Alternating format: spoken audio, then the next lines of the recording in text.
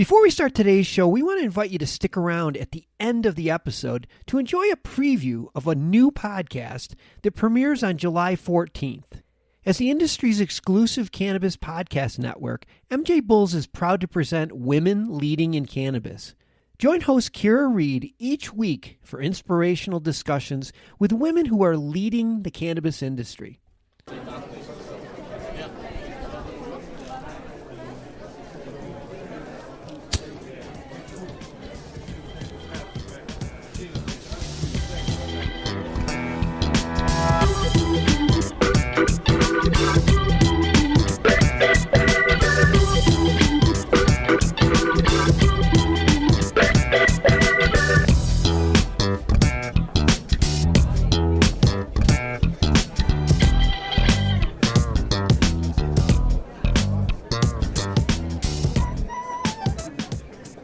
Hello, everybody, and welcome to the Deadhead Cannabis Show. Jim Marty reporting from very warm 92-degree Longmont, Colorado. I've got my partner up in Chicago. Hi, Larry. Jim, how you doing today? It's also very sunny and warm here. We had to finally turn on the air conditioner in our house, which, while disappointing not to have the fresh air blowing through, is certainly an indicative sign that summer is here, and very nice. Looking forward to being able to get outside and move around a little bit. It's funny you should mention that. We've had to switch from heat to air conditioning 3 or 4 times so far this spring. Oh, wow. Okay. And believe it or not, even though it was 92 here yesterday, I was skiing, and I went over Loveland Pass at about 12,000 feet. It was 37 degrees, and at the top of the chairlift in Arapahoe Basin, it was a mixture of snow and rain. So that's crazy out there. It was my last ski day. Okay, well, that was the only ski area in the Northern Hemisphere that's open, at least in North America. So I had a little bit of a historic ski run yesterday. Wonderful. Good. That's a great place to be. It's a great place to be. Well, I know there's a lot going on in the world, and we've always got a lot to talk about, but I think that we would be remiss if we didn't start off by noting for our listeners that today marks the 1-year anniversary for the Deadhead Cannabis Show, which is no small achievement. So let me start off by saying happy anniversary, and just take a quick moment, Jim, to certainly thank you. It's been a pleasure working with you this past year. You bring a lot of knowledge and good facts and fun figures to the table on a regular basis. And of course, we have to make sure that we give a little bit of thanks to our producer / director / creator / pretty much everything else, marketing guru, you name it, he does it. And we're very, very lucky to have Dan Humiston as our producer and get this all set up for us. He makes it easy. So Dan, thank you. So yeah, Jim, quite an accomplishment. If you would have told me that I could do this for a whole year, sit around and talk about marijuana and the Grateful Dead with somebody else who likes to talk about it, I wouldn't have believed it. Yes, it's been a good year. I've really enjoyed doing the shows with you, Larry. Thank you. In this year, we've done over 50 shows, I believe. So that's correct. On our content. A lot has happened in the last year, in the last 2 or 3 weeks, and but maybe before we move on and talk about current events, who has passed away in the last year? Oh, music-wise? Yeah, Greg Allman, right? We lost Greg, correct. I mean, for purposes of this show, at the very top, I'd put Robert Hunter. But certainly we lost Greg Allman. We lost Robert. We lost Ginger Baker from Cream, the drummer from Cream. In addition, Bill Withers, of course, who was famous for the song Lean on Me and some other famous songs. Robert Parker, maybe not quite as well known, but Robert Parker played in the 50s and 60s with Professor Longhair and Fats Domino. And certainly Little Richard, who everybody knows is pretty much the father or architect of rock and roll. And one thing that he doesn't get enough credit for, in my opinion, is that he was a big mover in the integration of music, both in terms of the musicians who played together and the fans who came together to hear him, because he had such a very broad appeal. And in fact, I believe Elvis Presley called him the greatest. And I'll tell you another one who we lost, I don't think we've ever talked about this guy on our show, but at some point we should spend a little time focused on him, and that's Dr. John Mac Rebenek, who is just, in my opinion, one of the great musicians of all time out there. Yeah. And unfortunately, you always have to associate him with Jazz Fest and Mardi Gras and all of that stuff. And in the same vein, Art Neville of Neville Brothers fame. We lost Art this year. Yeah, I was lucky enough to see Dr. John just a couple of years ago in New Orleans in a small venue. Yep, I saw him a few years ago at Jazz Fest. He and Warren Haynes did a presentation in the gospel tent, and it was probably one of the most moving gospel events I ever attended. The two of them going at it. It was great. It was really a lot of fun.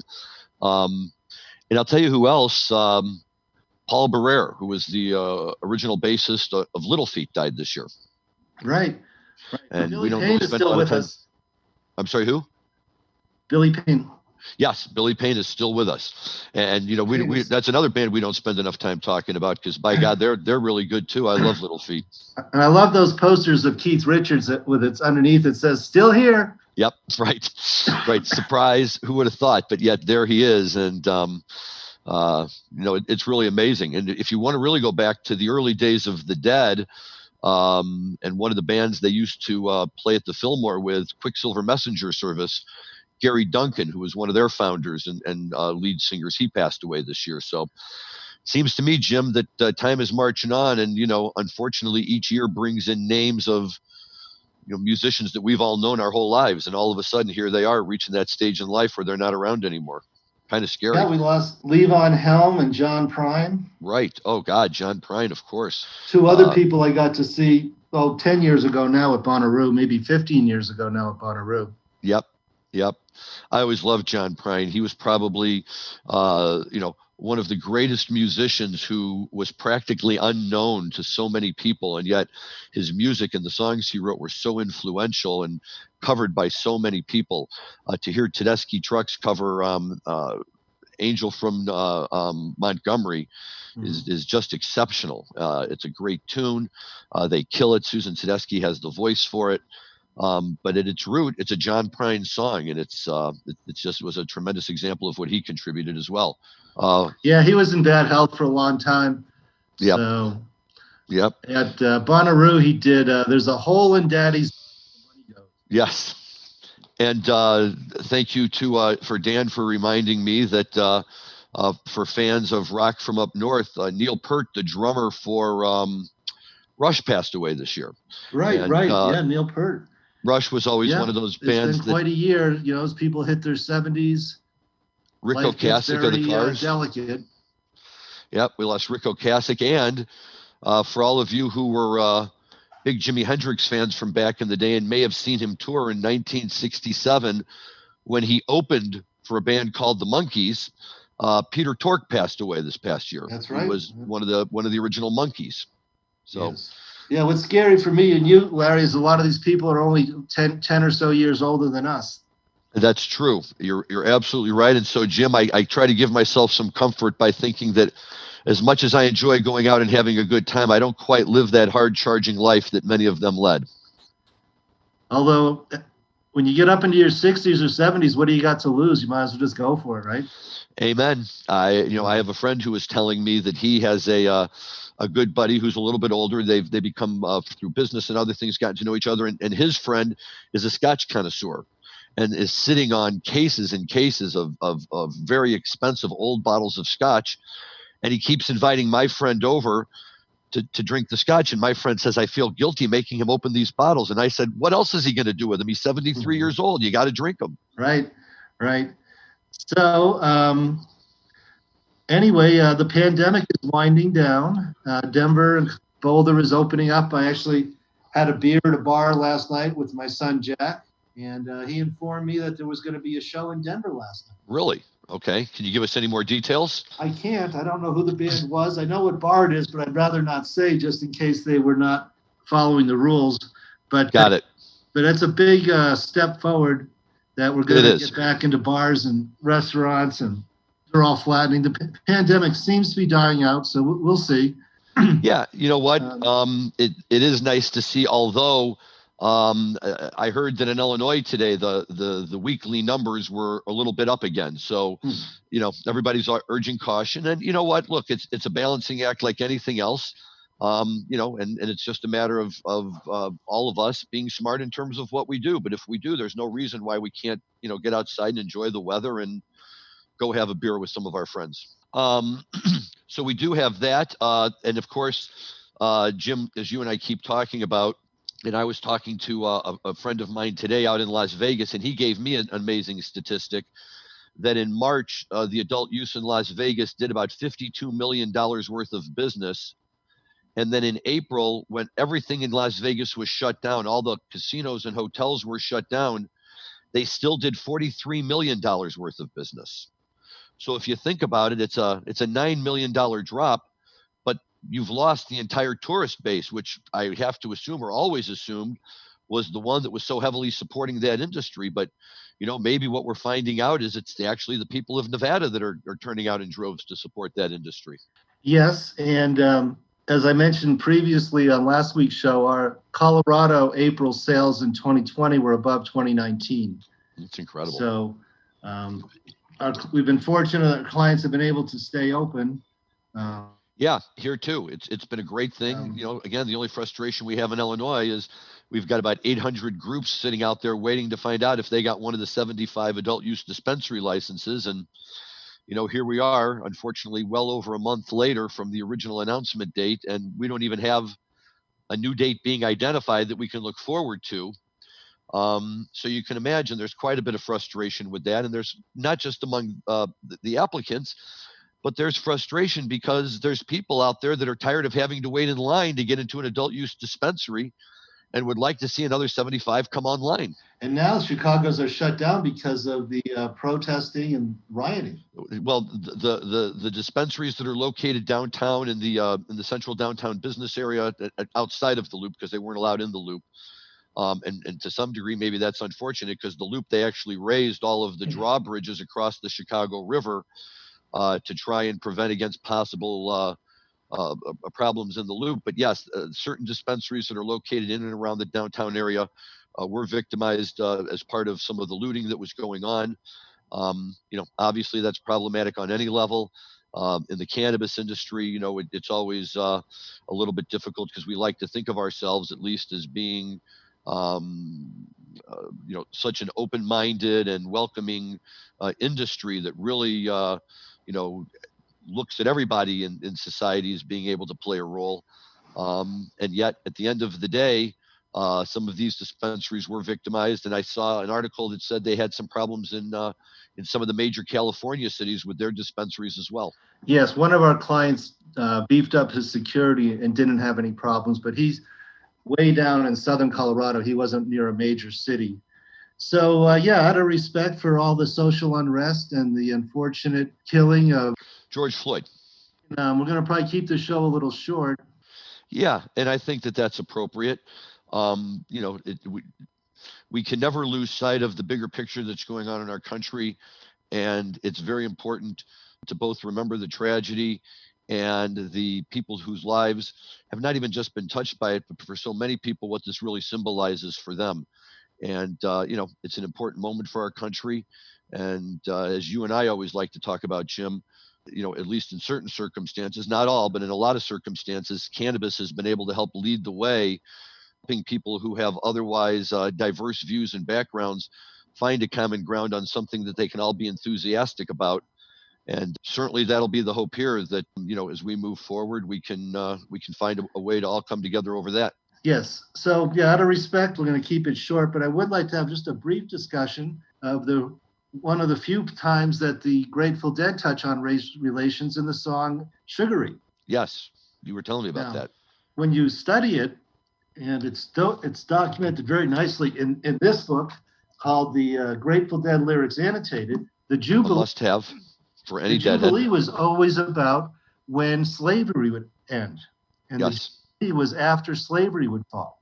And I've been reading a book about Frederick Douglass. I think to close it out, I'd like to read a short paragraph where the Jubilee is mentioned back in 1857. Wow. Speech by Frederick Douglass In 1857, let me find my place, that Jubilee will come. You and I may not live to see it, but God reigns and slavery must fall. Unless the devil is more potent than the Almighty, unless sin is stronger than righteousness, slavery must perish. So that's kind of appropriate for all that's going on around here. Listen to Sugar Reed. Those lyrics are going to take on a whole different meaning. If that Jubilee don't come, maybe I'll meet you on the run. Yep. Yeah, like runaway escaping slaves to freedom. Yes. Yes. Robert Hunter was nothing if not deeply poetic and historical all at the same time. Well, that's all I have for today. Jim, a pleasure as always. I'll look forward to hooking up again next week. As always, it seems that there's more topics than we have time to cover. And before we leave today and head into our second year of the podcast, I would like to take this moment to give a special shout out and get well wishes to my good friend Jake Wellens out in San Francisco. Jake is the daughter of Andy Greenberg, who's a good friend of the show, and my friends from Michigan, Alex Wellens is her husband. Jake had some surgery the other day. He's bouncing back very nicely. We're getting good reports, and I'm happy to hear it. And I have no doubt that he will be able to rely on his mother's business to get products that he needs to help him along and get him to a better place. So shout outs to Jake. Looking forward to getting together with you again.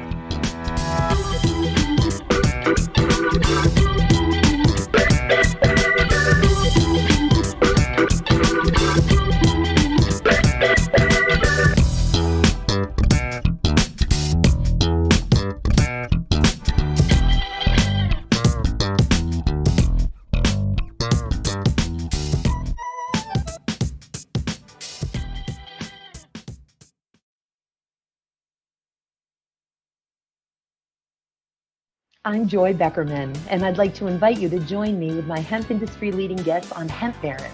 During my over a quarter century at the forefront of the hemp movement and emerging hemp economy, I've had the privilege of working with many of the world's most dynamic, innovative, trailblazing hemp pioneers. And now, every week, I have the honor of speaking with them and sharing their stories with you on Hemp Baron.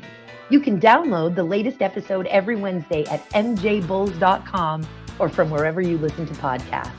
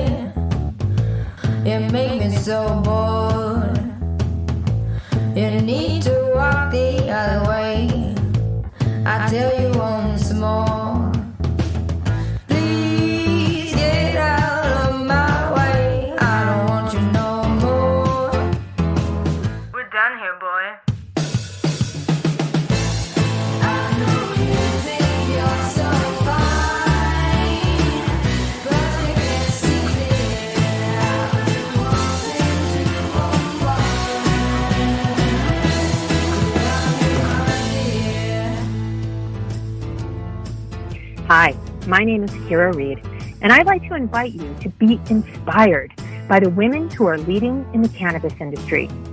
Each week, we will discuss empowerment, leadership, and what it means to be a woman in charge in marijuana, hemp, and CBD. As the founder of the Women Empowered in Cannabis community, I have had the great pleasure to get to know many brilliant and talented women who are CEOs, executives, politicians, advocates, and community leaders that are focused on creating a cannabis economy that is just, fair, and equal. We'll learn how these women make decisions, how they navigate a predominantly male industry, and what they're doing to level the playing field for women. I hope you'll join us.